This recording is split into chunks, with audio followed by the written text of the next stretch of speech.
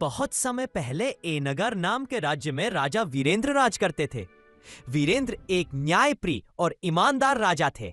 उनके दो पुत्र थे, युवराज अर्जुन जो बड़े थे और राजकुमार वीर जो छोटे थे। बड़ा बेटा तेज पर थोड़ा अहंकारी और छोटा बेटा विनम्र और समझदार था। राजा सबसे ज्यादा अपने प्रजाजन के सुख दुख का ध्यान रखते थे। लेकिन उनके दरबार में एक मंत्री था धनराज, जो बहुत ही लालची और चतुर था। अपने स्वार्थ के लिए उसने राजा के बड़े बेटे को बहला फुसलाकर अपने पक्ष में कर लिया। परंतु राजा का छोटा बेटा मंत्री की बातों में कभी नहीं आया। मंत्री के मन में एक चाल चल रही थी। एक दिन उसने सोचा, राजा तो ईमानदार है, पर अगर मैं उनके बड़े बेटे को अपने पक्ष में कर लूं तो राज्य पर कब्जा करना आसान हो जाएगा। उसने कहा, युवराज, आप ही रियासत के वारिस हैं। राजा तो अब बूढ़े हो रहे हैं, आपके हाथ में राज्य आना ही चाहिए। लेकिन देखिए, आपका छोटा भाई वीर सबका मन जीत रहा है। लोग उसकी तारीफ करते हैं। कहीं ऐसा ना हो कि राजा उसे अपना उत्तराधिकारी बना दे। अर्जुन मंत्री की बातें सुनकर बेचैन हो गया। धीरे धीरे उसके मन में अपने छोटे भाई के प्रति जलन पैदा होने लगी। लेकिन राजकुमार वीर को मंत्री के इरादे का अंदाजा था।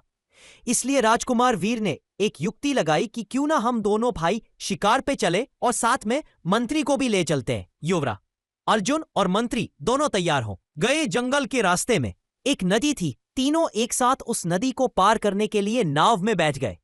तभी रास्ते में नाव डोलने लगी। राजकुमार की युक्ति के हिसाब से राजकुमार ने कहा कि नाव अब हम सबका वजन नहीं उठा सकती है, इसलिए हमें नाव से कूदना होगा।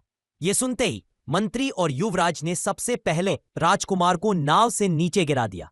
राजकुमार को यह सब पहले से ही पता था, इसलिए वो पानी के अंदर से ही तैर के किनारे पे जाके बैठ के देखने लगा। थोड़ी ही देर बाद नाव फिर से डगमगाने लगी।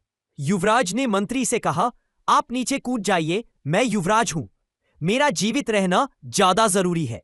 यह सुनकर मंत्री को गुस्सा आ गया। वो बोला, तुम्हें कौन राजा बनाना चाहता है?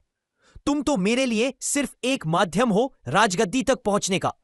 और ऐसा कहते ही उसने युवराज को नाव से धक्का दे दिया। ऐसा सुनते ही युवराज की आंखें खुल गई और वो सारी सच्चाई समझ गया। तभी राजकुमार ने युवराज को नदी के तेज बहाव से बचा लिया। अब युवराज मंत्री की चिकनी चुपती बातों से मुक्त हो चुका था और अपने भाई के गले लग के रोने लगा। इधर नाव के पास अचानक से एक मगरमच्छ आ गया और वो उस लालची मंत्री को खा गया। आखिरकार अंत में अच्छाई की जीत और बुराई की हार हुई।